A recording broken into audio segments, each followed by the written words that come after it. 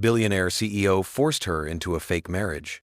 5 years later, she returned with twins. You don't get to walk back into my life and play father after 5 years of silence. Elena Vega's voice cut through the elegant conference room, causing heads to turn and whispers to ripple across the polished mahogany table. 20 executives froze, documents midway to signatures. Alexander Reed, billionaire CEO of Reed Enterprises, stood motionless at the head of the table, the blood draining from his face as he stared at the woman who had interrupted his company's most important merger signing. Security, he managed, his voice unnaturally tight. Call them if you want, Elena replied, stepping further into the room. But first, meet your son and daughter. She gestured to the doorway where 2 children stood holding hands, both with Alexander's unmistakable gray eyes and proud jawline. The little boy's chin lifted defiantly, while the girl clutched a worn stuffed rabbit against her chest. 5 years ago, you paid me $2 million to pretend to be your wife to secure the Harrington deal. Elena continued, her voice steady despite the tears shimmering in her eyes. What you didn't pay for was abandoning me when I told you I was pregnant. The Mont Blanc pen in Alexander's hand clattered to the table.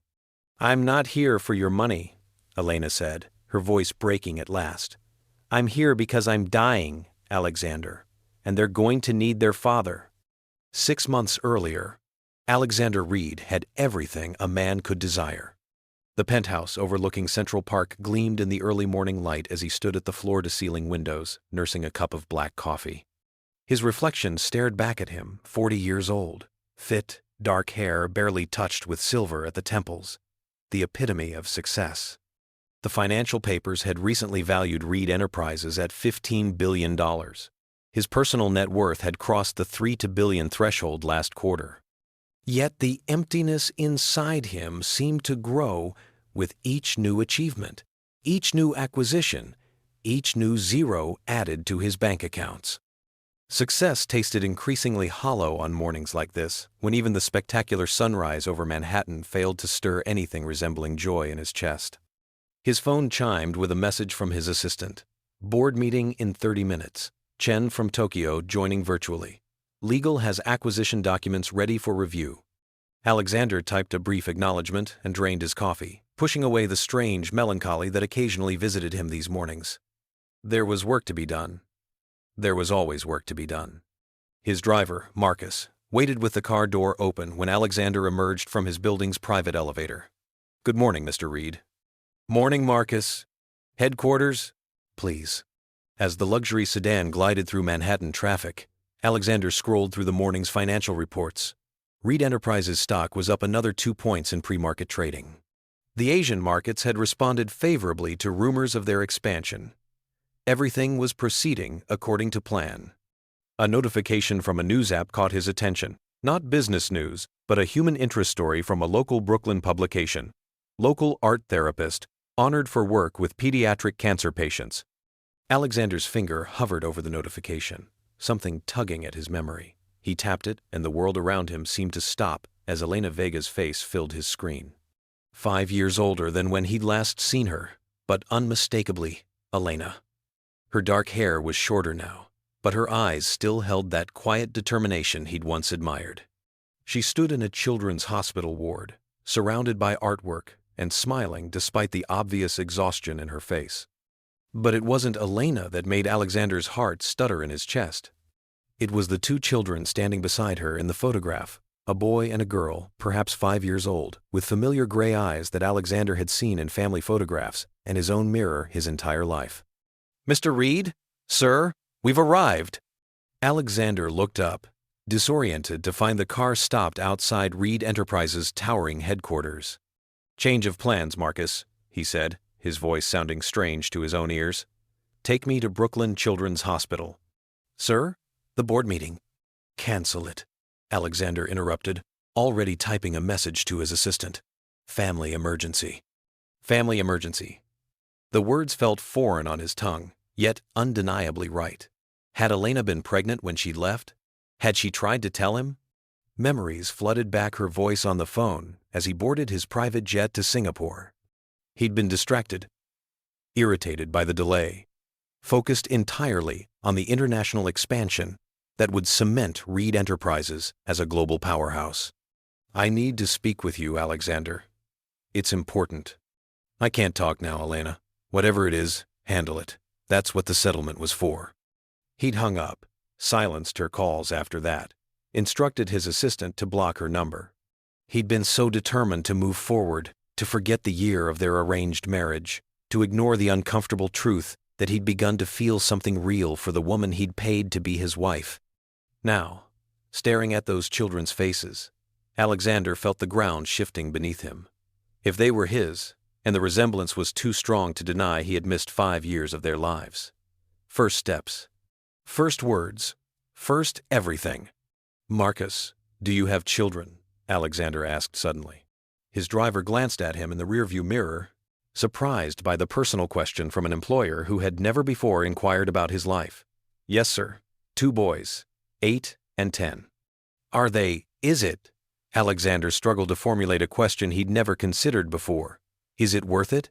Being a father? Marcus's expression softened in the mirror. It's everything, Mr. Reed. The most terrifying and rewarding thing I've ever done. Nothing in my life compares. Alexander nodded, turning back to the photograph on his phone. 2 children who shared his blood, his legacy, his eyes, yet were complete strangers to him. The hospital bustled with morning activity. At the information desk, Alexander hesitated, suddenly unsure of himself in a way he hadn't been since his earliest days building his company. I'm looking for Elena Vega, he said finally. Art therapy department. The receptionist tapped at her keyboard. 4th floor, pediatric oncology. The art therapy studio is at the end of the hall. The elevator ride gave Alexander precious seconds to compose himself. What would he say? What right did he have to appear in her life, in their lives, after 5 years of silence? The pediatric oncology floor was decorated with colorful murals, some professionally done, others clearly the work of young patients. Through the glass wall of a small studio, he saw her. Elena sat at a low table, with a bald child of about 7, helping the boy mix paint colors on a palette.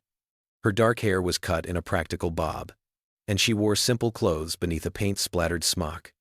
So different from the elegant woman who had played the role of his wife at corporate galas and charity events, yet somehow more authentic, more herself. Before Alexander could retreat or advance, a nurse approached him. Can I help you, sir? I'm here to see Elena Vega. The nurse gave him an assessing look. Do you have an appointment?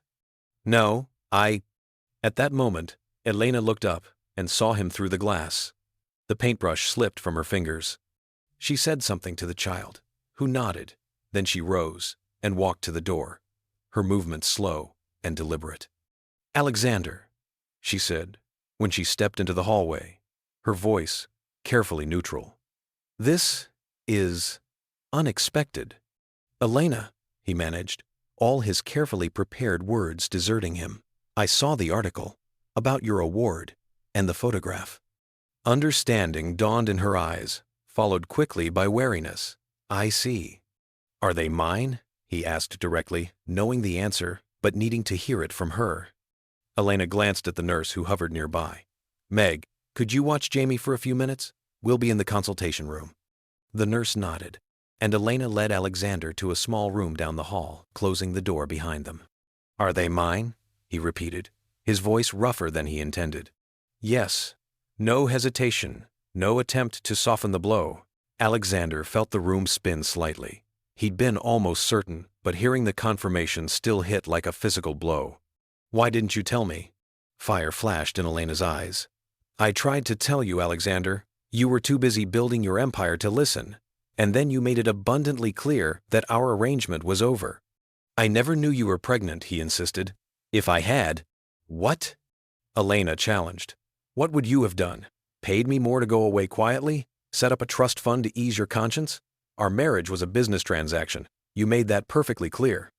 The truth in her words stung more than Alexander expected. Their marriage had indeed begun as a business arrangement he'd needed a wife to satisfy the conservative old-world sensibilities of Japanese investors, and Elena, an art history graduate drowning in student debt and family medical bills, had needed money. 1 year of marriage in exchange for $2 million and a clean divorce, everything documented in carefully worded contracts. What are their names? he asked softly, unable to deny her assessment of their past. Something in Elena's expression shifted, perhaps responding to the genuine emotion in his voice. Oliver is the oldest by 3 minutes, she said. Amelia came next. They'll be 6 in October.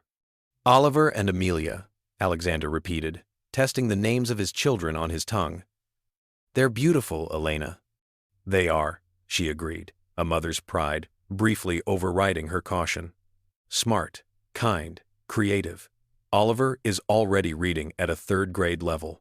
Amelia plays piano. I want to meet them, Alexander said, the words surprising even himself with their certainty. Elena shook her head. You can't just walk into their lives after 5 years, Alexander. They're children, not a company you can acquire when it suddenly interests you. They're my children, he countered, an unfamiliar desperation edging into his voice. Biologically, yes, Elena acknowledged, but being a father is about more than DNA. It's about showing up. It's about choosing them every single day, even when it's inconvenient, even when there are more profitable ways to spend your time. Her words cut deep, but Alexander couldn't deny their truth. He had never chosen family over work, not with Elena, not with anyone. I understand, he said finally, but I'd still like a chance to meet them, to know them. Elena studied him for a long moment, as if weighing something in her mind. Then she sighed, a weariness settling over her features that seemed to go beyond simple exhaustion. There's something else you should know, she said quietly. Something I hadn't planned to tell you, but perhaps now. Alexander tensed, bracing himself. I'm sick, Alexander. Breast cancer, stage 3. The prognosis is challenging. The world seemed to stop. How challenging? 60% 5-year survival rate, Elena said with clinical detachment. I've already started treatment surgery, now chemotherapy. Radiation will follow. It's aggressive, but necessary. That's why you're wearing a wig in the photo, Alexander realized, noticing now the slight unnaturalness to her hair. Elena nodded. I didn't want to frighten the children with the sudden change. Who's taking care of them while you're in treatment? Your parents. My father died last year, Elena interrupted. My mother has her hands full caring for my grandmother with dementia. My sister helps when she can, but she has 3 children of her own. So you're doing this alone, Alexander said, a deep shame washing over him. Fighting cancer and raising twins. I've managed for 5 years, Elena replied with quiet dignity. I would have continued managing, but the children deserve to know their father, especially now when the future is uncertain. Alexander felt something crack inside him, a wall he'd built long ago, perhaps, or the shell of indifference he'd cultivated as protection against vulnerability. Tell me what you need, he said, his voice rough with emotion. Anything. The best doctors, specialists, treatments. I have good doctors, Elena cut him off. What I need is for my children to have stability, security, to know they'll be cared for if something happens to me. The unspoken request hung in the air between them. Alexander Reed, who had navigated billion-dollar deals without breaking a sweat, felt utterly unprepared for this negotiation. I want to be part of their lives, he said finally. Not just as a safety net, but as their father, if you'll allow it. Elena's eyes glistened with unshed tears. It's not about what I'll allow, Alexander. It's about what they need. Can you honestly say you're prepared to prioritize 2 small children over your empire? To attend school plays instead of board meetings? To read bedtime stories instead of quarterly reports? I don't know, Alexander admitted honestly. I've never been a father, but I want to learn. Elena closed her eyes briefly, as if gathering strength. Oliver has a soccer game this Saturday, 10 in the morning at Prospect Park, the field near the carousel. If you're serious, meet us there. She checked her watch. I need to get back to my patient. Saturday, Alexander confirmed, still reeling from everything he'd learned. I'll be there. As Elena turned to leave, he caught her arm gently. Elena, I'm sorry for everything. She looked at his hand on her arm, then up at his face. Prove it, she said simply, and walked away. Alexander's executive team stared in disbelief as he announced his schedule changes the following morning. "Let me get this straight," his COO said slowly. "You're blocking every Saturday morning indefinitely? And you want to be home by 6 p.m. 3 nights a week?" "That's correct," Alexander confirmed, scrolling through his calendar and flagging meetings to be rescheduled or delegated. "Additionally, I'll need the flexibility to accommodate school events and medical appointments, sometimes on short notice." "May I ask why?" his CFO ventured. "Is there a health concern we should be aware of?" Alexander looked up from his tablet, considering his response. These people had been his closest associates for years, yet none knew anything substantive about his personal life. He'd preferred it that way, until now. "I recently discovered I have 2 children," he said simply. 5-year-old twins. I intend to be present in their lives." The stunned silence that followed would have been amusing under different circumstances. "Congratulations," his marketing director finally offered. "Thank you, Victoria. Now, about the Westridge acquisition." The meeting continued, but Alexander could sense the speculation brewing beneath the professional facade. By afternoon, the news would spread through the executive floors. By tomorrow, it would reach the business press if he didn't control the narrative. After the meeting, he called his PR director. "Draft a simple statement, acknowledging that I've recently connected with my 5-year-old twins and am adjusting my schedule to accommodate family responsibilities. No details about their mother. No names. No photographs. Make it clear that I expect privacy for my family." "Right away, sir. And may I say, this is a refreshing development. You've always been so focused on work," Alexander supplied with a wry smile. "I was going to say isolated," his PR director corrected. "It will actually humanize you considerably in the press." The billionaire tech genius embracing fatherhood, it's a compelling narrative. "This isn't about narrative," Alexander said sharply. "These are real children, not PR opportunities." "Of course, sir. I apologize." After handling the most pressing business matters, Alexander found himself with a rare, free afternoon. On impulse, he directed his driver to a high-end children's store in Manhattan. 2 hours later, he emerged with bags of carefully selected gifts, books, educational toys, art supplies for Amelia, a junior soccer set for Oliver. The sales associate had been delighted to help him select age-appropriate items, though Alexander suspected he'd gone overboard. That evening, he walked through his penthouse with new eyes. The sleek, minimalist design that had once represented success now struck him as cold and unwelcoming. There was nothing here for children, no soft surfaces, no bright colors, nothing to inspire imagination. The glass coffee table alone was a safety hazard. Alexander made a mental note to contact an interior designer about creating a child-friendly space within the penthouse. He wanted the twins to feel welcome here, not intimidated by the stark luxury. Saturday morning arrived with punishing slowness. Alexander woke before dawn, anxiety churning in his stomach. He couldn't remember the last time he'd felt this nervous.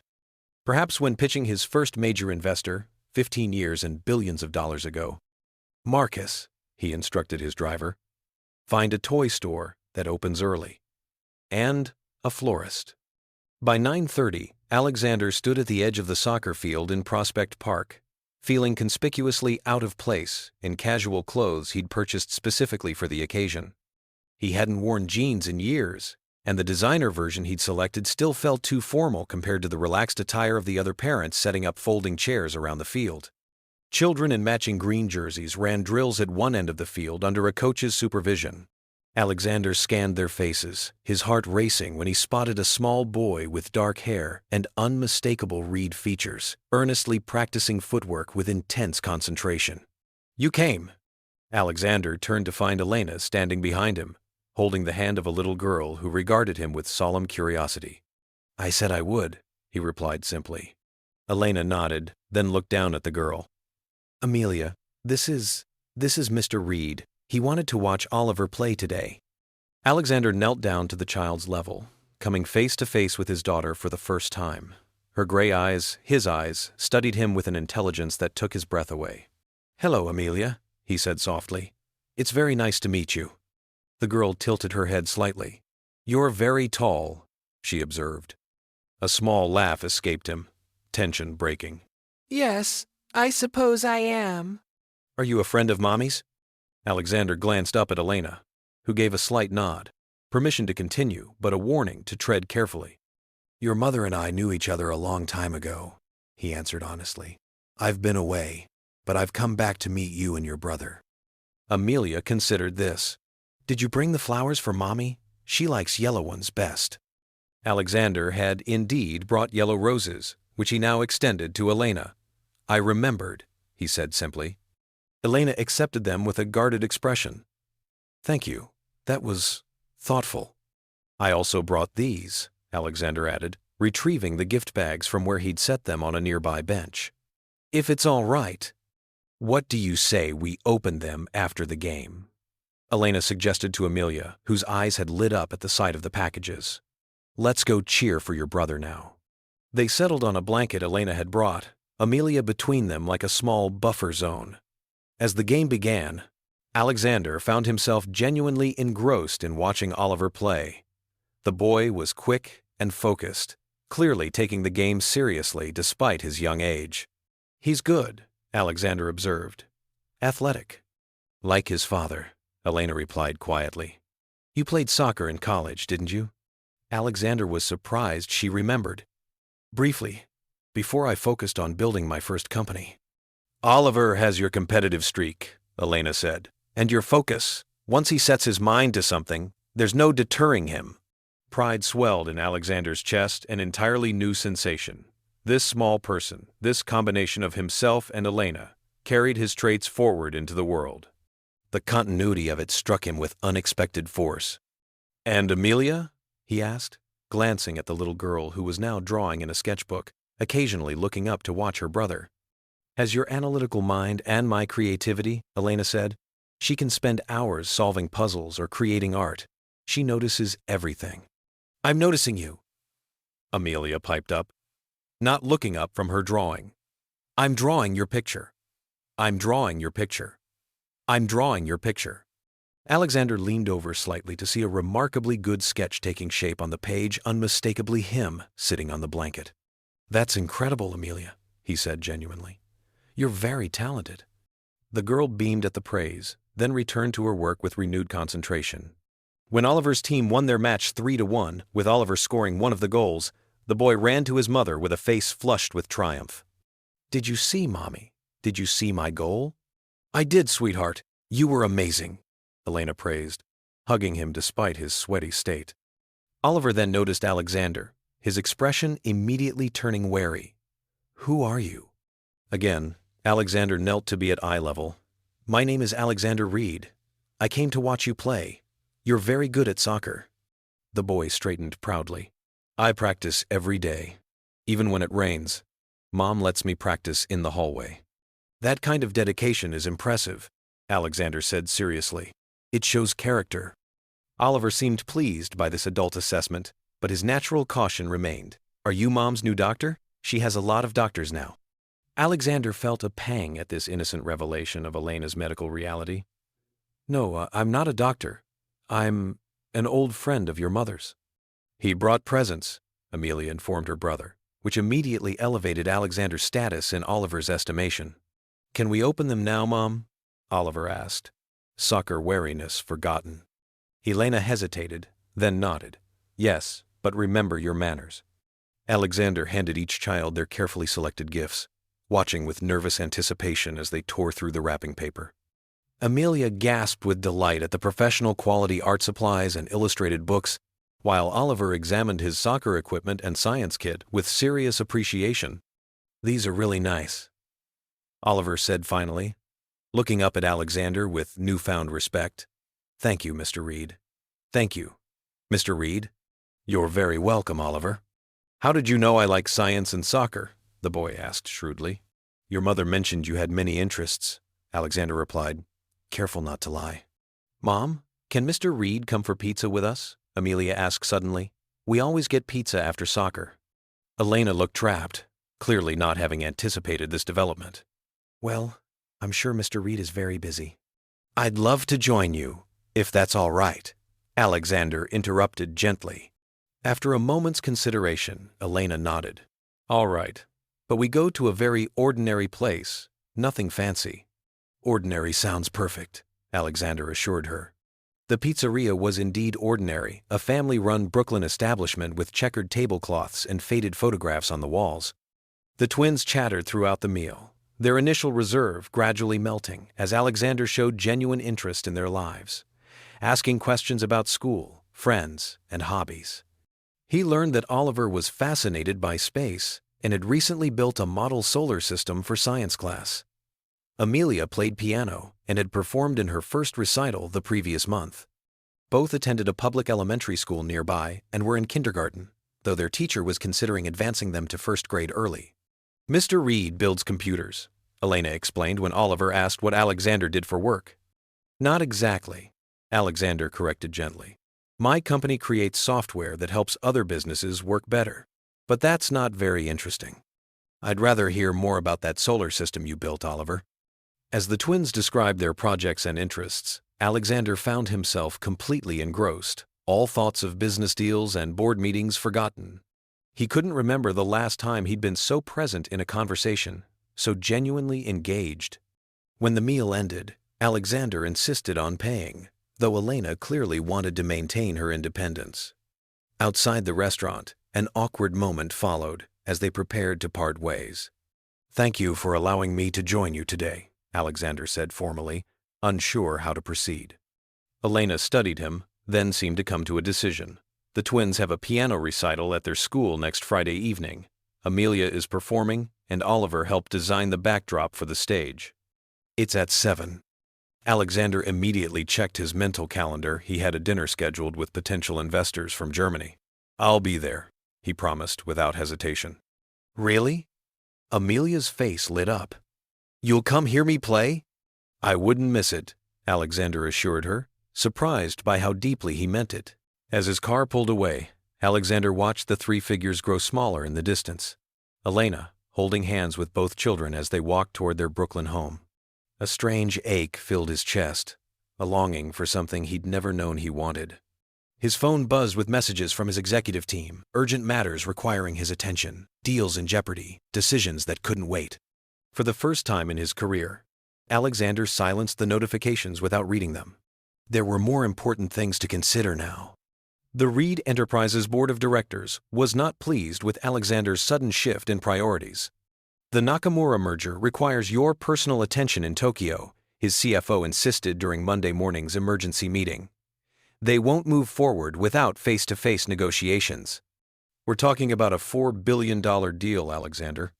Then reschedule for next month, Alexander replied, reviewing the children's school calendar Elena had shared with him. I'm not leaving the country for the next 3 weeks. The twins have end-of-year activities, and Elena has a medical appointment I've committed to attending. With all due respect, his COO interjected, you've only just met these children, surely a brief business trip. I've missed 5 years of their lives, Richard. Alexander cut him off sharply. I won't miss a single day more when I can help it. End quote. I miss Spry, Miss Adamov. The boardroom fell silent, the executives exchanging concerned glances. Alexander, his oldest advisor, said gently, we all understand this is an emotional time for you. Discovering you have children is life-changing. But you have responsibilities to this company, to your shareholders. And to my family, Alexander finished firmly. For too long, I've prioritized business above all else. That changes now. The words felt right as he spoke them, a decision crystallizing. Alexander had built Reed Enterprises from nothing, working 18-hour days, sacrificing personal relationships and any semblance of normal life in pursuit of success. He'd achieved everything he'd set out to do professionally. But sitting in that pizzeria, watching Oliver and Amelia laugh and argue and share their enthusiasms, he'd felt something entirely new, a purpose beyond accumulation, beyond achievement, beyond growth for growth's sake. I'm not stepping back from my responsibilities, Alexander assured his team, but I am redefining them. My assistant will distribute a revised protocol for matters requiring my attention. Effective immediately, Thomas will be acting as COO for day-to-day operations. Richard will focus on international expansion. Victoria will take lead on the Westridge acquisition. And the Nakamura merger? His CFO pressed. Set up video conferences for their working hours. I'll make myself available from 5 to 7 a.m. If they insist on face-to-face meetings, fly them here. As the meeting concluded, his PR director lingered behind. The press has picked up on your schedule changes. There's speculation about health concerns. Would you like me to issue the statement we prepared about your children? Alexander considered this. Yes, but modify it. Make it clear that while I value my privacy and that of my family, I'm not hiding anything. I've recently connected with my 5-year-old twins and am embracing fatherhood. Emphasize that Reed Enterprises has a strong leadership team that allows me this personal time without compromising our business objectives. Very good, sir. And regarding the children's mother? There's already speculation. No comment on Elena, Alexander said firmly. Her privacy is non-negotiable.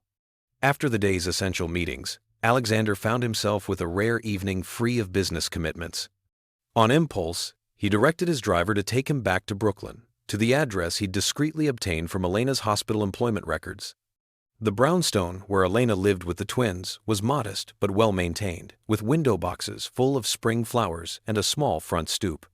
Lights glowed warmly from inside, and as Alexander approached, he could hear piano music, simple but competently played notes that must be Amelia practicing. He hesitated at the bottom of the steps. He hadn't called ahead. He had no appointment, no invitation. Would his presence be welcome or an intrusion? Before he could decide, the door opened, and Elena stood framed in the light. A cardigan wrapped around her shoulders, despite the mild evening. I saw the car from the window, she explained. Black Bentley with tinted windows isn't exactly inconspicuous in this neighborhood. I should have called first, Alexander acknowledged. I apologize. Elena studied him for a moment, then stepped back. You might as well come in. The twins are having their evening practice time. The interior was exactly as Alexander had imagined, comfortable furniture that showed signs of use, walls covered with children's artwork and framed photographs. Bookshelves overflowing with a mix of adult and children's literature. A home, not a showplace. Amelia sat at an upright piano in the living room, concentrating fiercely on sheet music, while Oliver sprawled on the floor nearby, working on what appeared to be a complex Lego construction. We have a visitor, Elena announced, and both children looked up. Mr. Reed, Amelia exclaimed, sliding off the piano bench. Did you come to hear me practice for the recital? I'd love to hear you play, Alexander replied honestly. Oliver was more reserved, offering a polite, hello, Mr. Reed, before returning to his Lego project, though Alexander noticed he kept glancing up curiously. Amelia, why don't you show Mr. Reed what you've been working on while I make some tea? Elena suggested. Left alone with the children, Alexander felt momentarily adrift. He'd negotiated billion-dollar deals with hardened executives, but making conversation with these two small people suddenly seemed far more challenging. What are you building, Oliver? He asked, crouching down to examine the boy's project. It's a space station, Oliver explained, warming slightly at the genuine interest. See, this part rotates to create artificial gravity, and these are the solar panels that generate power. That's remarkably accurate, Alexander noted, genuinely impressed. How did you learn about space station design? Books from the library, Oliver replied proudly, and videos. Mom lets us watch educational videos on weekends. May I? Alexander gestured to the floor beside Oliver. The boy nodded, and Alexander settled cross-legged on the carpet, something he couldn't remember doing since childhood.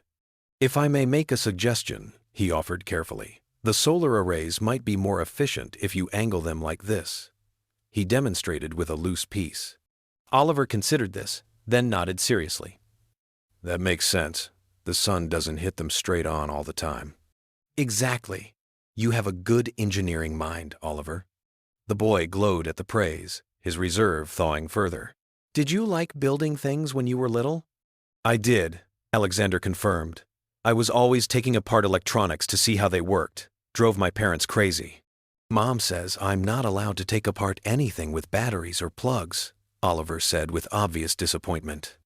A wise safety precaution, Alexander agreed solemnly, though he felt a smile tugging at his lips. Mr. Reed, I'm ready to play now, Amelia announced from the piano.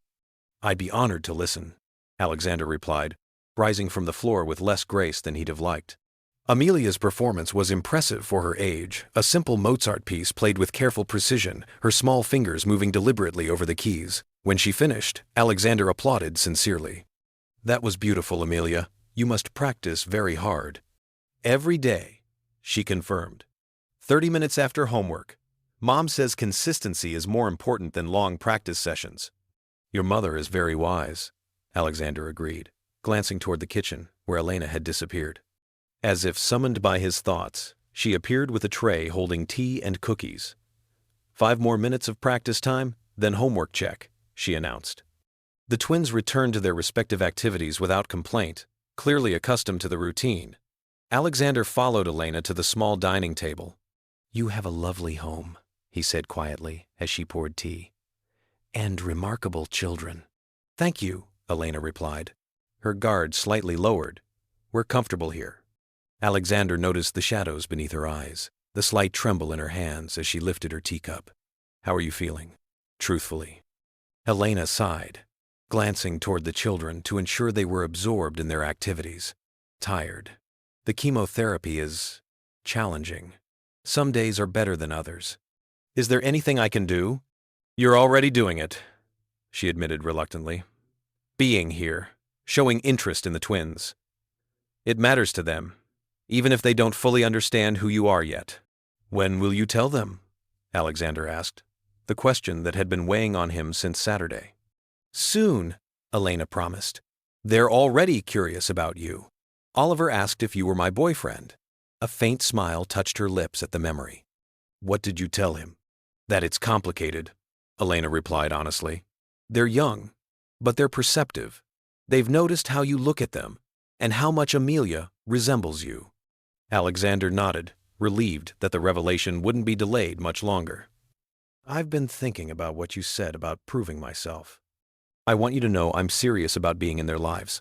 I've restructured my work commitments, delegated responsibilities I've never entrusted to anyone before." "That's significant," Elena acknowledged, clearly surprised. "The Alexander Reed I knew wouldn't have done that."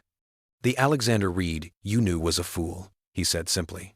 "Focused on building something that ultimately means nothing without someone to share it with." Their eyes met across the table, 5 years of separation and hurt hanging between them, but also the undeniable connection of 2 people who had created life together, however unintentionally. "Mom, I finished my practice," Amelia announced, skipping over to the table. "Can I have a cookie now?" "Yes, sweetheart." "Oliver, how about you?" 2 more minutes, the boy called, intent on finishing his space station. Alexander watched the easy interaction between mother and daughter, the comfortable routine of their evening, and felt a pang of all he had missed and all he might still miss if Elena's health deteriorated. "Would it be presumptuous to ask if I might join you for dinner tomorrow?" he asked quietly. "I'd like to continue getting to know them." Elena hesitated, then nodded. "Actually, that might work well. I have a treatment in the afternoon, and I'm usually quite tired afterward. Having another adult here would be helpful." "I can cook," Alexander offered.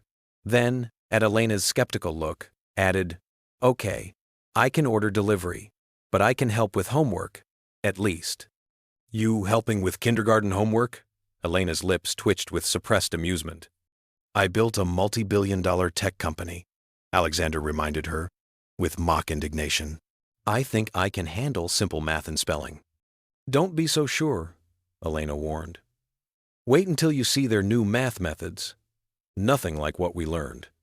The domesticity of the conversation struck them both at the same moment, and an awkward silence fell. They were discussing parenting as if they'd been doing it together for years, not as virtual strangers with a complicated past. 6 o'clock tomorrow, then?" Alexander confirmed, rising to leave, sensing he'd stayed long enough for this first impromptu visit. 6 o'clock, Elena agreed. "And, Alexander, thank you for respecting my boundaries with this, for not trying to overwhelm them, or me, all at once." "I've made enough mistakes," he replied seriously. "I don't intend to make any more where they're concerned." As he said goodnight to the twins, promising to return the next evening, Alexander felt something unfamiliar settle in his chest. A warmth, a rightness that had been missing from his life of achievement and acquisition. This, he realized with startling clarity, was what mattered. Not the deals, or the billions, or the power, but these small moments of connection with the two young lives he had helped create. For the first time since building his empire, Alexander Reed felt truly rich. In the weeks that followed, Alexander established a routine that would have shocked his business associates. Mornings were devoted to Reed Enterprises, afternoons and evenings to the twins. He rescheduled international calls for pre-dawn hours, delegated more authority than he'd ever been comfortable with, and missed exactly 0 of the children's school events. The Friday piano recital proved a turning point. Alexander arrived early, sliding into a seat Elena had saved beside her in the elementary school auditorium. "How are you feeling?" he asked quietly, noting the pallor beneath her makeup.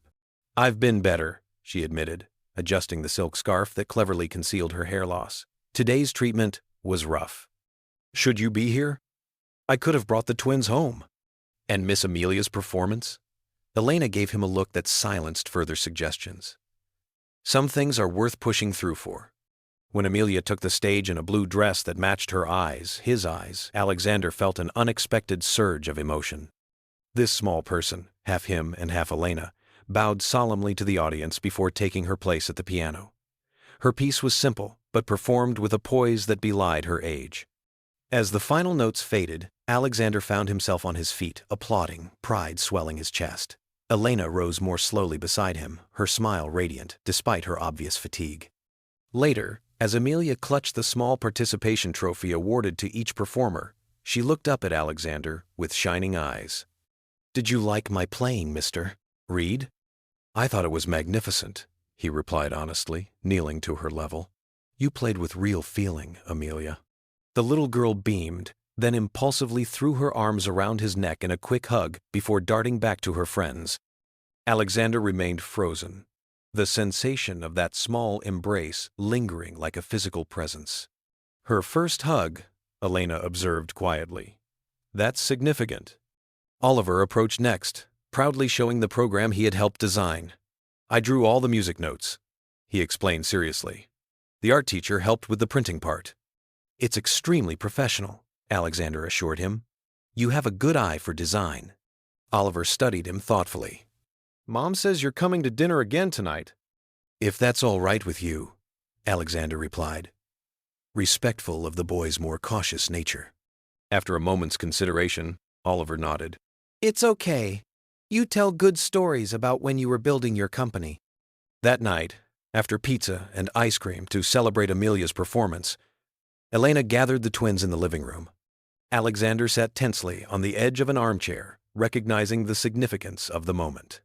"Oliver, Amelia," Elena began gently, "you know how Mr. Reed has been spending time with us lately?" The children nodded, watching their mother with curious eyes. "There's something important I need to tell you about him." Elena took a deep breath. "Mr. Reed is your father." Silence filled the room. Amelia's eyes widened, darting between Elena and Alexander. Oliver's brow furrowed in concentration. "Like a real father?" Amelia asked finally. "Like how Madison has a father who lives in a different house?" "Yes, sweetheart," Elena confirmed. "He's your biological father." "But why haven't we met him before?" Oliver demanded, the practical one as always. "I'm almost 6. That's a long time." Alexander met Elena's eyes briefly, silently asking permission to speak. She nodded slightly. "That's a fair question, Oliver," he said carefully. "The truth is, I made a mistake, a big one. I didn't know about you and Amelia until very recently. As soon as I found out, I came to meet you." "You didn't know we were born?" Amelia asked, her voice small. Alexander hesitated, not wanting to lie but unsure how to explain the complexities of adult relationships to 5-year-olds. "Your father and I weren't together when I found out I was going to have you," Elena explained gently. "We had separated, and then many things happened very quickly. But now he knows about us, and he wants to be your father," she continued. "That's why he's been spending time with you, getting to know you." "Does this mean we should call you Dad now?" Oliver asked Alexander directly. "Only if and when you're comfortable with that," Alexander replied honestly. "You can keep calling me Mr. Reed for as long as you like." Amelia tilted her head, considering this new information. If you're our father, does that mean you'll stay? Even when mommy is sick? The innocent question revealed how much the children understood about Elena's condition. Alexander moved to kneel in front of them, wanting to be at their level for this crucial promise. Yes, Amelia. I'll be here for both of you, no matter what. I know I've missed a lot of time, and I'm very sorry for that. But I promise I won't miss any more if I can help it. Oliver, ever the skeptic, pressed further. But you have a big important company. Mom says that's why you travel a lot. I do have a company, Alexander acknowledged. But nothing is more important to me than being your father. I've changed my work so I can be here with you. The twins exchanged one of those silent communications that seemed unique to siblings, especially twins, some unspoken assessment passing between them. I think, Amelia announced finally, that we should have a trial period, like when Mrs. Abernathy let us try the class hamster at home for a weekend, before deciding if we could keep him for the whole month. A startled laugh escaped Elena, quickly smothered by her hand. Alexander's lips twitched as he maintained a serious expression. That seems very reasonable, he agreed solemnly. What would this trial period involve? You have to come when you say you will, Oliver stipulated immediately. Madison's dad sometimes doesn't show up for his weekends. She gets really sad. I promise I will always come when I say I will, Alexander vowed. The corporate titan negotiating the most important contract of his life with a 5-year-old boy. And you have to learn how to make proper ponytails, Amelia added. Mom's hands shake sometimes because of her medicine, and her ponytails come out bumpy. Elena made a small sound, something between a laugh and a sob. Alexander reached over and briefly squeezed her hand before turning back to the twins. I'll practice until I get them exactly right, he promised. Anything else? The children considered this carefully. You have to tell us the truth, Oliver said finally. Even when it's hard stuff. Mom says that's what families do. Tell, Mom, tell. Alexander felt something catch in his throat at the simple wisdom of the request. Always, he agreed, his voice rough with emotion. I will always tell you the truth. Then I think you can be our dad, Amelia decided. On trial. For 1 month. With good behavior, the trial period may be extended, Oliver added with such a perfect imitation of their school principal that Elena burst into genuine laughter. Later, after the twins were tucked into bed, Elena and Alexander sat in the small backyard garden. The spring evening was cool, and Alexander noticed how Elena huddled in her cardigan despite the patio heater he'd sent over the previous week. You're cold, he observed. We should go inside. Elena shook her head. No, I need the fresh air sometimes. The house can feel confining after treatment days. Alexander removed his jacket and gently placed it around her shoulders. She accepted it without protest, which told him more about her condition than any words could have. They took it better than I expected, she said after a moment. They're remarkable children, Alexander replied. Resilient, intelligent, compassionate. You've done an extraordinary job, Elena. I've done my best, she said simply. Then, with a small smile, I hope you're prepared for this trial period. They take their responsibilities very seriously. So do I, Alexander assured her. Ponytail practice begins tomorrow. Elena laughed softly, then grew serious. Alexander, there's something we need to discuss. About the future. His heart tightened with apprehension. Your treatment is something wrong? No, nothing's changed, she assured him quickly. But we need to be practical. If something were to happen to me... Elena, please, let me finish. This isn't easy to talk about, but it's necessary. She took a deep breath. If something happens to me, the twins would legally go to you as their father, but you've only just entered their lives. They barely know you. And your lifestyle isn't exactly child-friendly. I'd change everything, Alexander said immediately. Move out of the penthouse, find a family home, whatever they needed. I believe you would try, Elena acknowledged. But there would be so much upheaval for them, on top of losing. She couldn't complete the sentence. What are you suggesting? Alexander asked, dreading her answer. I think you should petition for legal joint custody now, Elena said firmly. While I'm still here to help with the transition, we'll create a formal arrangement where you gradually take more responsibility. You'll learn their routines, their needs, their particularities, and they'll become comfortable with you as their father in a structured way. Alexander stared at her, humbled by her practical courage in the face of such uncertainty. Many women in her position might have tried to limit his access, protect their maternal bond. Instead, she was putting the children's future security above everything else. Of course, he agreed immediately. I'll have my legal team draw up whatever documents you want. But Elena, you're going to beat this. The treatments are working, she finished for him. But we both know there are no guarantees. I need to know they'll be okay, Alexander. That's all that matters to me now. In that moment, looking at this remarkable woman who had raised his children alone while building a career helping sick children, Alexander felt something shift inside him. The familiar sensation he'd been trying to ignore since reconnecting with Elena, admiration, mingled with attraction, deepened now by respect and shared purpose. They will be, he promised, reaching across to take her cold hand in his warm one. Whatever happens, they'll be loved and secure. You have my word. Daddy, you did it all wrong again, Amelia complained, reaching up to touch her lopsided ponytail. There's a bumpy part here. Alexander sighed, gently removing the hair elastic to try again. It was Saturday morning, 3 weeks into his trial period, as the twins' father and ponytail mastery continued to elude him. Let me see, Elena said, entering the kitchen in her robe, color in her cheeks for the first time in days.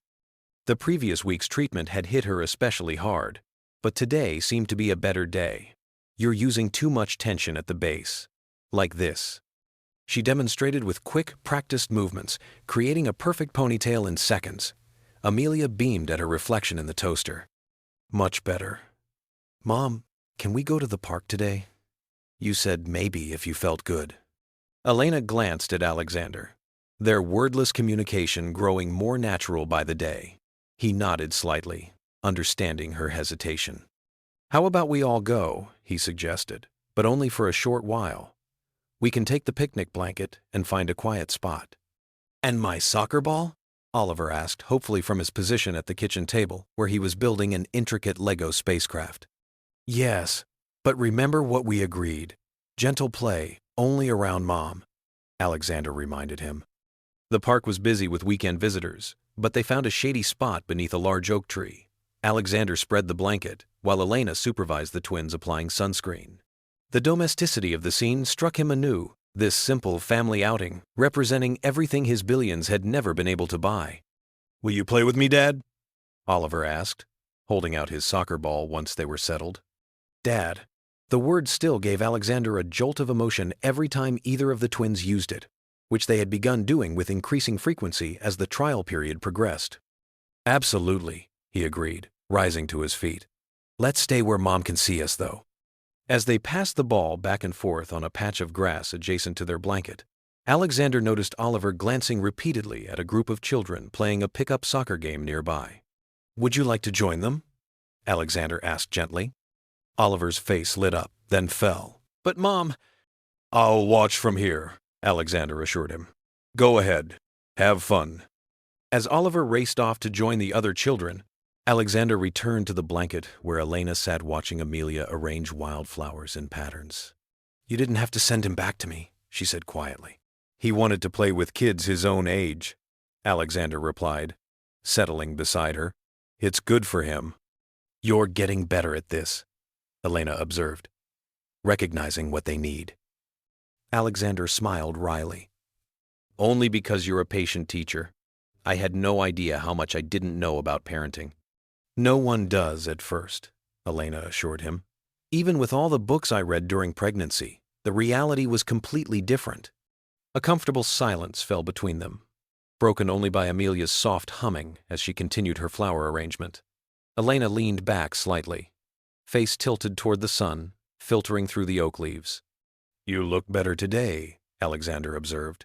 More like yourself. I feel better, she admitted. The oncologist says my blood work is showing improvement. The aggressive treatment approach seems to be working. Hope flared in Alexander's chest, though he tried to contain it. That's wonderful news. It's encouraging, Elena corrected gently. Ever practical. But It's a long road ahead. Alexander studied her profile, the strength evident in her posture, despite all she'd endured, the quiet grace with which she faced each day's challenges. He had admired her intelligence and resilience during their arranged marriage, but this was something deeper, something transformative. "I'm proud of you," he said simply. Elena turned to him, surprise evident in her expression. "For what?"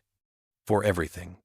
Your courage through treatment, your brilliance as a mother, the career you've built helping children. Just everything." A faint blush colored her cheeks. Thank you, Alexander." "Dad, Dad," Oliver's excited voice interrupted the moment as he ran toward them. "I scored 2 goals, and they want me to play with them again next Saturday." "That's fantastic, buddy," Alexander praised, ruffling the boy's hair. "You must have impressed them with your skills." "Can we come back next week?" Oliver asked, his eyes bright with excitement. "Please?" "We'll see how Mom is feeling," Alexander replied carefully. "But I promise I'll bring you, even if Mom needs to rest that day." The genuine smile Oliver gave him in response was worth more than any business victory Alexander had ever achieved. As they packed up to leave an hour later, Elena visibly tiring despite her improved condition, Alexander found himself reflecting on the swift, dramatic changes in his life. Just 2 months ago, he had been a driven, solitary billionaire whose only measure of success was corporate growth. Now, he was learning to measure success in ponytails, mastered soccer goals celebrated, and piano pieces applauded. Back at the brownstone, Elena went upstairs to rest while Alexander supervised the twins' lunch and quiet time activities. He had just settled them with books and puzzles when his phone buzzed with an urgent message from his COO. "The Tokyo deal is falling apart," Richard reported when Alexander stepped into the hallway to take the call. "Nakamura is threatening to partner with Westridge instead.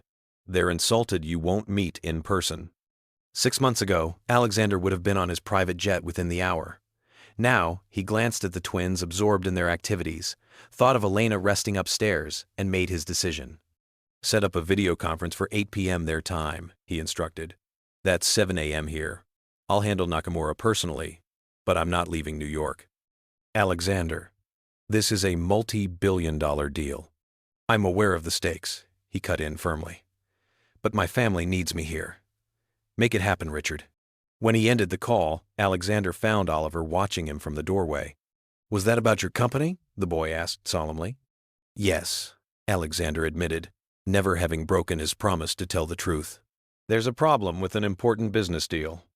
"Do you have to go away to fix it?" The question held no accusation, just a child's direct inquiry, but it cut Alexander to the quick. "No," he assured Oliver, crouching down to his level. "I promised I would be here for you and Amelia, and I meant it. I can solve the problem from here." Oliver considered this thoughtfully. "Is it hard, having a big company and being a dad too?" Alexander smiled at the perceptiveness of the question. "Sometimes it is, but being your dad is the most important job I have." "More important than your billions of dollars?"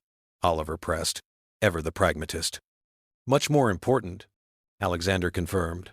"Money can't hug you back, or tell you about soccer goals, or make you proud. It's just stuff. Family is what matters." Oliver nodded seriously, absorbing this adult wisdom. "I think you're doing okay, as a dad, I mean.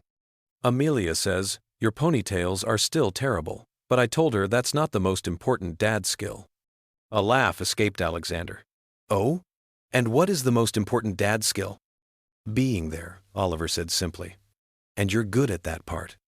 As the boy returned to his book, Alexander remained in the hallway, momentarily overwhelmed by emotion. From the mouth of a 5-year-old had come the most profound performance review of his life. The early morning video conference with Nakamura was tense but ultimately successful. Alexander navigated the cultural sensitivities with careful respect while firmly establishing his new priorities. By offering an expanded partnership that would benefit both companies substantially, he salvaged the deal without compromising his commitment to stay in New York with his family. When he emerged from Elena's home office where he'd conducted the call, he found her in the kitchen preparing breakfast, looking stronger than she had in weeks. "Crisis averted?" she asked, noting his expression. "Crisis transformed," he corrected, "into an opportunity that works better for everyone." Elena smiled knowingly. That's always been your gift, hasn't it? Seeing beyond the immediate problem to the larger possibility. A skill I've only recently applied to the personal side of life, Alexander acknowledged ruefully. Far too late. But not too late for Oliver and Amelia, Elena reminded him gently. The twins thundered down the stairs, already dressed for school in their uniforms. "Dad, you're still here!" Amelia exclaimed.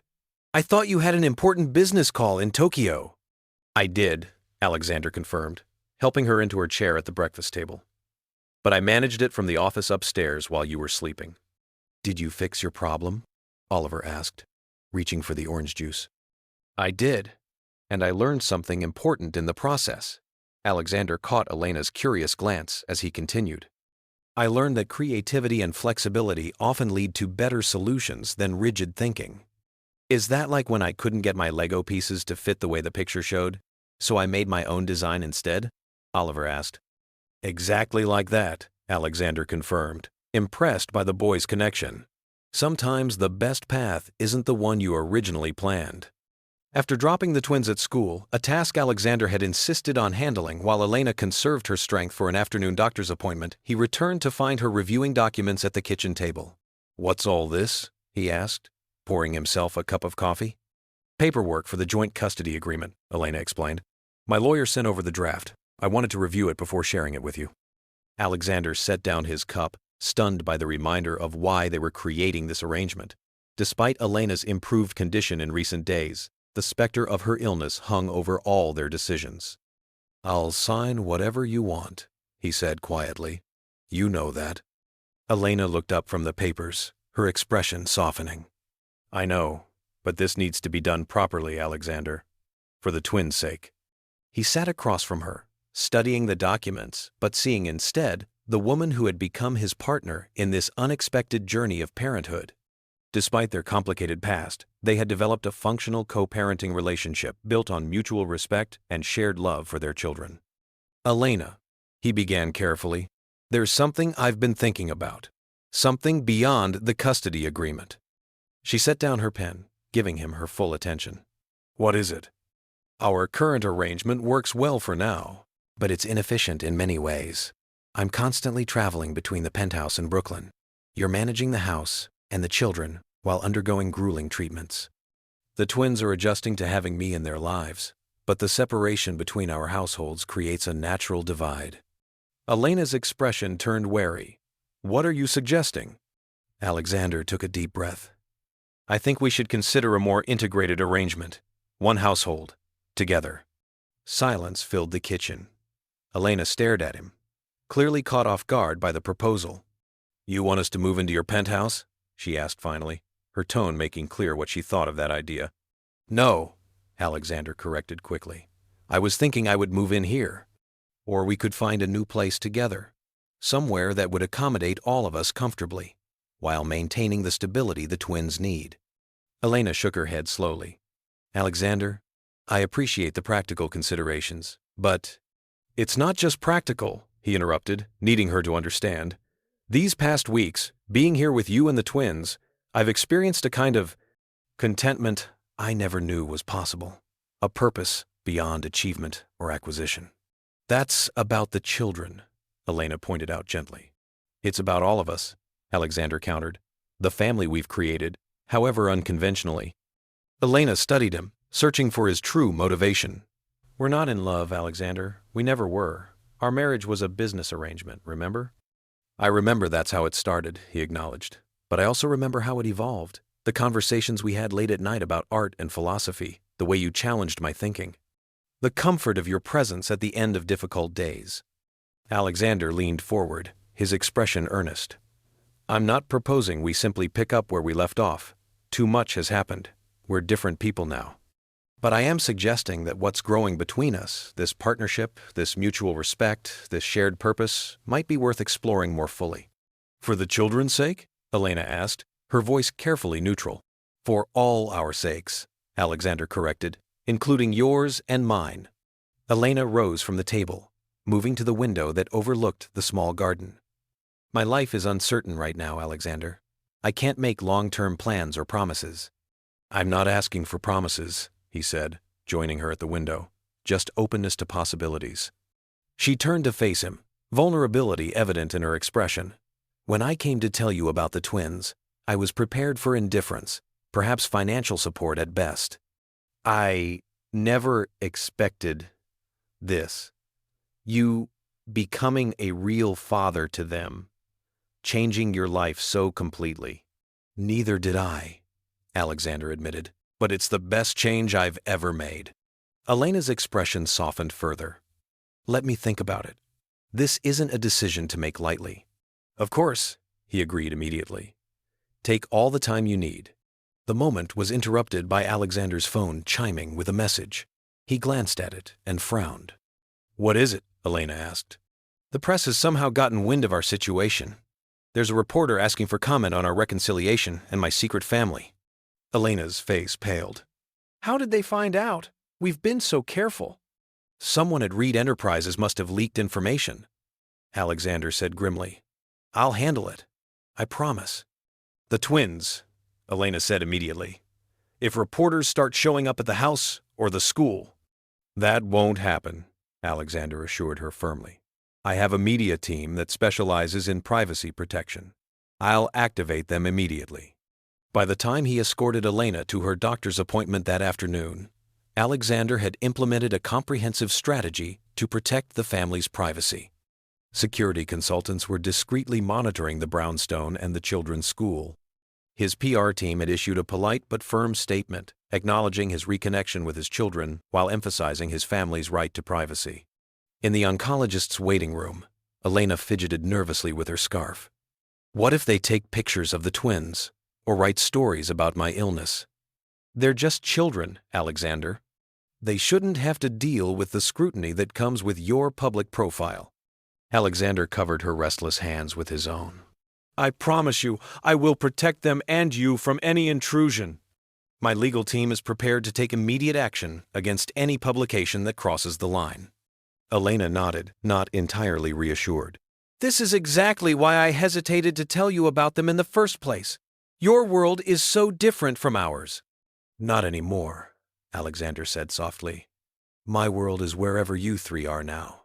The oncologist's report was cautiously optimistic. The aggressive chemotherapy was shrinking Elena's tumor, and her blood work showed improvement in key markers. While she wasn't out of danger, the doctor was pleased with her response to treatment. Does this mean Mom is getting better? Oliver asked later that evening, after Alexander had explained the doctor's report in child-appropriate terms. It means the medicine is helping, Alexander replied carefully, honoring his promise to tell the truth. Mom still needs more treatments. But yes, things are looking better. Will her hair grow back? Amelia wanted to know, always focused on the aesthetic details. I miss her pretty hair. It will, Elena assured her, touching the colorful scarf that covered her head. And until then, I get to wear these beautiful scarves. I like the purple one best, Amelia decided. It matches your eyes. As they tucked the twins into bed that night, Alexander found himself lingering in the doorway, watching as Elena kissed each child goodnight. The simple ritual, performed with such love, reminded him of all he had missed in their early years and all he stood to gain by being present now. Downstairs, Elena surprised him by bringing out a bottle of wine and 2 glasses. The doctor said 1 glass occasionally is fine, she explained at his questioning look, and today feels like an occasion worth marking. They settled on the small back porch, a spring evening mild enough to sit outside comfortably. For a while, they simply enjoyed the quiet and each other's company, the way they sometimes had during their year of arranged marriage. I've been thinking about your suggestion, Elena said finally, breaking the comfortable silence, about living together. Alexander set down his glass, giving her his full attention. And? There are practical benefits, she acknowledged. Financial efficiency, simplified logistics, consistency for the twins. But there are complications too, such as what message it sends to Oliver and Amelia, what expectations it creates. Elena met his eyes directly. What happens if my condition worsens? Or if it improves and we find we've made a mistake? The twins have already experienced so much upheaval. Those are valid concerns, Alexander agreed. But consider this perspective. By creating a unified home now, while you're responding well to treatment, we could establish a stable foundation for whatever comes next. The twins would have the security of both parents under one roof, working as a team. And if your condition improves, as I believe it will, we could evaluate our arrangement then, making any transitions gradual and thoughtful. Elena studied him, her expression thoughtful. You've given this a lot of consideration. I analyze scenarios for a living, Alexander reminded her with a small smile. But this isn't just about logic or efficiency. It's about what feels right for our family. Our family, Elena repeated softly, testing the phrase. It's strange how quickly that concept has formed, isn't it? A few months ago, we were effectively strangers, with a significant shared history, Alexander pointed out, and two remarkable children who connect us forever, regardless of where we live or how we structure our relationship. Elena took a sip of her wine, then made her decision. Let's try it. Not by you moving in here, the space is too small for 4 people comfortably. And not your penthouse, which isn't child-friendly. But a new place, as you suggested. Somewhere that can be ours, together. Alexander felt a surge of something like joy, unexpected but welcome. I'll start looking tomorrow, something nearby, so the twins can stay at the same school, close to their friends. Something reasonable, Elena stipulated firmly. Not some billionaire show place that requires a staff of 20 to maintain. Alexander laughed, recognizing the familiar practicality that had always grounded Elena's perspective. Understood. Comfortable, but not ostentatious. A real home, not a status symbol. And Alexander, Elena added more seriously, we need to be clear with the twins about what this means. That we're coming together as a family. But that doesn't necessarily mean that we're romantically involved, he finished for her. I understand. We'll be honest with them, as always. Yet, as they continued discussing logistics, Alexander couldn't help but wonder if Elena felt the same subtle shift he did the way their co-parenting partnership had begun evolving into something deeper, something with the potential to become more than either of them had anticipated. The new house was perfect, a spacious brownstone just 3 blocks from the twin school, with a generous backyard and enough room for everyone to have their own space. Alexander had found it through private channels, ensuring their move wouldn't attract unwanted attention from the press. Moving day arrived just as Elena completed her final round of chemotherapy.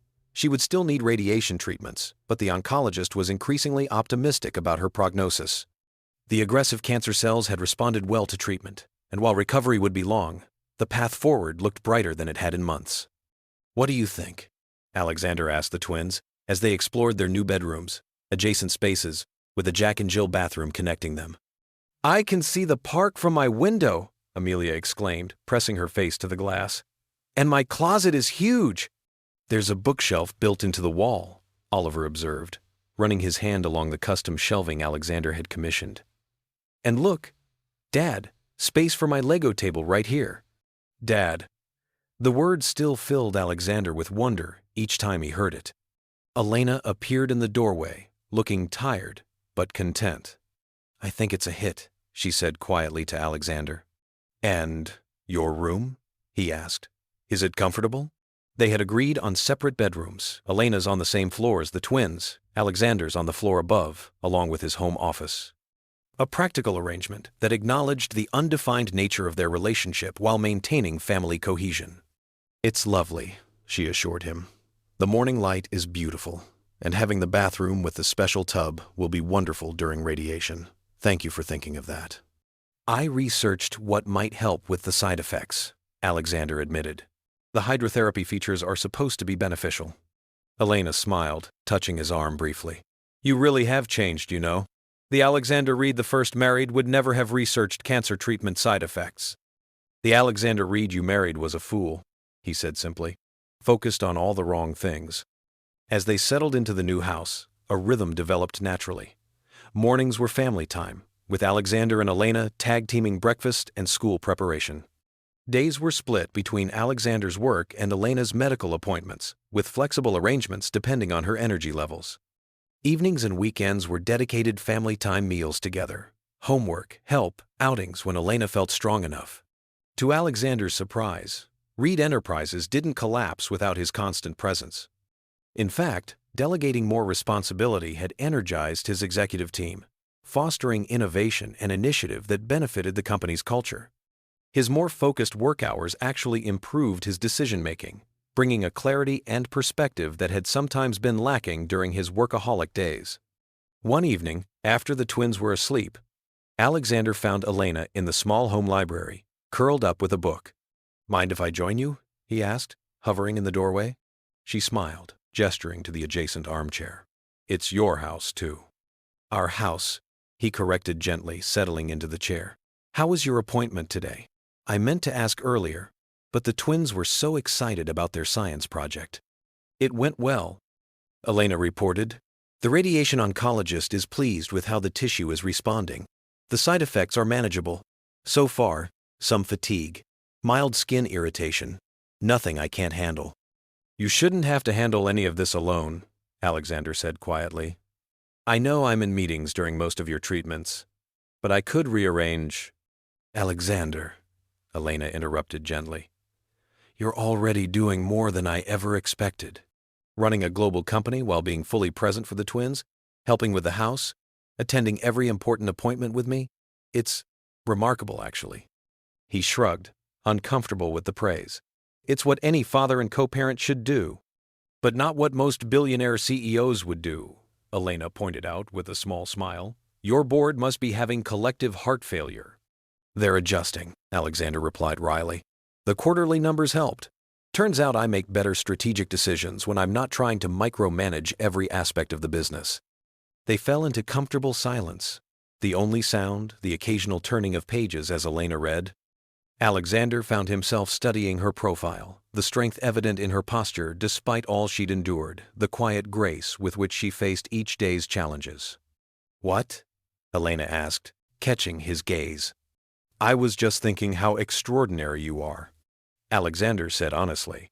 "Fighting this disease with such courage, being such a wonderful mother to the twins, never complaining, never seeking pity. I admire you, Elena."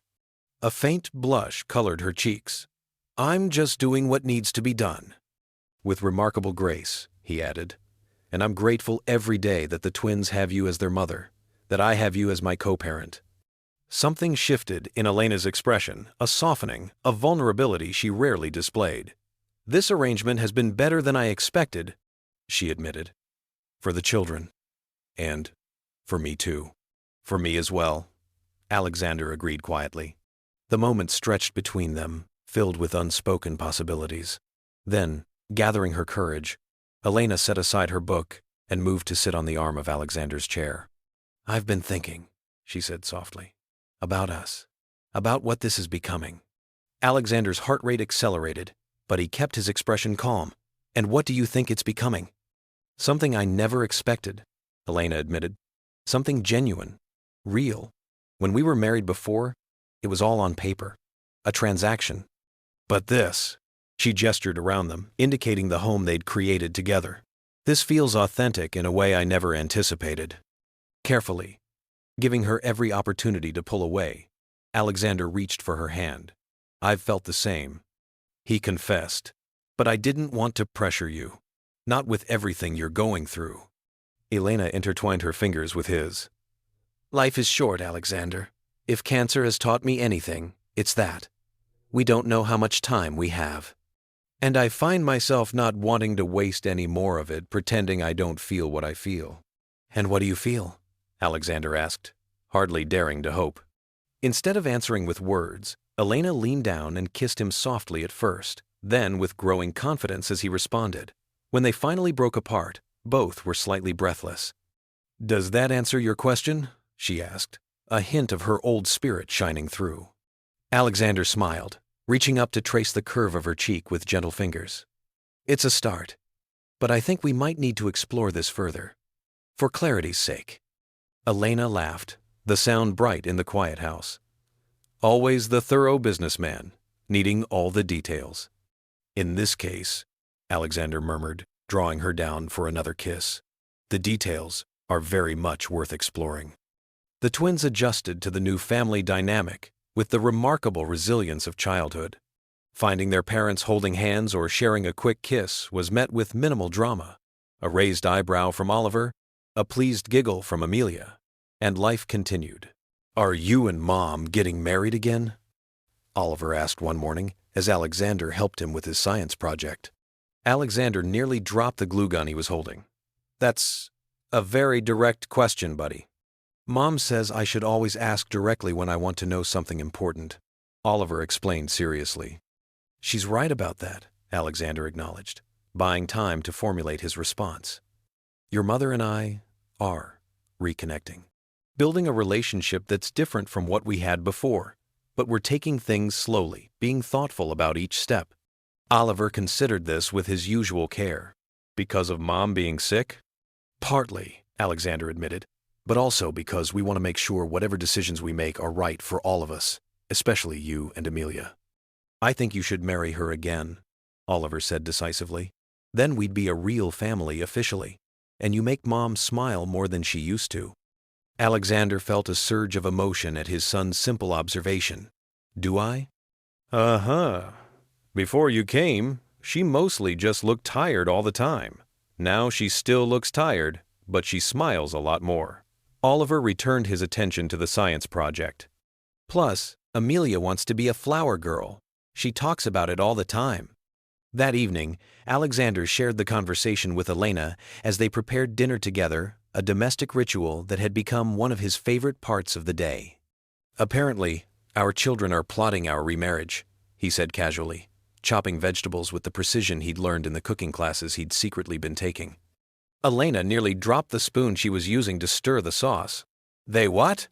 "Oliver informed me today that I should marry you again because I make you smile, and Amelia wants to be a flower girl." Alexander glanced at her, gauging her reaction. "Should I be concerned that our 5-year-olds are more decisive about our relationship than we are?" To his relief, Elena laughed. "They don't exactly understand the complexities involved." "True," Alexander acknowledged. "They see two people who care about each other, living together, raising them as a family, and they draw the logical conclusion." Elena was quiet for a moment, focusing on the sauce. "And what conclusion have you drawn?" she asked finally, her voice carefully neutral. Alexander set down his knife and turned to her. "I've concluded that I've been given a second chance I don't deserve. That through some miracle of fate or fortune, I've found my way back to a woman of remarkable strength and grace, and to 2 children who amaze me every day. And I've concluded that I don't want to waste a moment of whatever future we might have together." Elena's eyes widened as Alexander reached into his pocket and withdrew a small velvet box. "I've been carrying this around for weeks, waiting for the right moment. But I'm starting to think there is no perfect moment, just the moments we create together." He opened the box to reveal not a flashy diamond as might have been expected from a billionaire, but a simple emerald ring, the same deep green as the dress Elena had worn the night they first met. "I'm not proposing a business arrangement this time," Alexander said softly. "I'm proposing a life together. Real, messy, challenging, and wonderful. Whatever comes next with your health, whatever challenges we face with the children or my company or anything else, I want to face it with you, Elena. As your husband, for real this time." Tears filled Elena's eyes. "Alexander." "You don't have to answer now," he assured her quickly. "Take all the time you need. I just wanted you to know how I feel, what I want. No pressure, no expectations." Elena shook her head, a smile breaking through her tears. "You really have changed, you know." The Alexander Reed I knew 5 years ago would have expected an immediate answer, probably with a signed contract. "I told you," he said with a small smile. "That man was a fool." Elena stepped closer, placing her hands on his chest. "I don't need time to consider. I know what I want too. But Alexander, my health is still uncertain. The prognosis is improved, but—" "I know," he interrupted gently, "and it changes nothing. Whatever time we have, whether it's 5 years or 50, I want to spend it with you, as a family, as partners, as husband and wife, for real this time." Elena's answer was to kiss him, wrapping her arms around his neck as his encircled her waist. They were so engrossed that neither heard the twins enter the kitchen until Amelia's voice broke the moment. "Are you getting married?" Is that a ring box? Can I be the flower girl? Alexander and Elena broke apart, laughing at their daughter's excited barrage of questions. Oliver stood beside his sister, trying to maintain his usual serious expression but unable to hide his pleased smile. Yes, Elena answered, looking up at Alexander with love shining in her eyes. We are getting married. For real this time. And yes, Alexander added, lifting Amelia into his arms while reaching out to draw Oliver close with his free hand. You can absolutely be the flower girl, princess. And Oliver, how do you feel about being our ring bearer? The boy considered this responsibility with appropriate gravity. I won't drop them, he promised solemnly. I'm very careful with important things. We know you are, sweetheart, Elena said, completing their family circle as she put her arm around her son's shoulders. That's why we trust you with the things that matter most. Later that night, after the twins were asleep and the excitement had settled, Elena and Alexander stood on the terrace of their new home, looking out at the Brooklyn skyline. 5 years ago, when you asked me to marry you the first time, I did it for the money, Elena mused, her engagement ring catching the moonlight. I never imagined we'd end up here. Life takes unexpected turns, Alexander replied, his arm around her waist. 5 years ago, I thought success meant billion-dollar deals and global expansion. I had no idea that true wealth would be measured in children's laughter and quiet moments like this. Elena leaned her head against his shoulder. The irony is, if you hadn't been so cold and businesslike back then, if our arrangement had been more personal from the start, we might never have found our way here. How so? Alexander asked curiously. Because we both needed to grow, Elena explained. I needed to find my strength, to build a life on my own terms. You needed to discover what really matters. We weren't ready for each other then. Not really. And now? Alexander asked, turning to face her. Elena smiled up at him, her eyes reflecting starlight and promise. Now, I think we're exactly where we're meant to be, together, a family, for real this time. As Alexander kissed his future wife, his real wife, not a contract, not an arrangement, he marveled at how completely his life had transformed. The emptiness that had haunted him, despite all his wealth and power, had been filled, not with more acquisitions or achievements, but with love, messy, complicated, challenging, and absolutely perfect. The billionaire CEO who had once forced a fake marriage for business gain had found something far more valuable in the end. A genuine love strong enough to overcome mistakes, separation,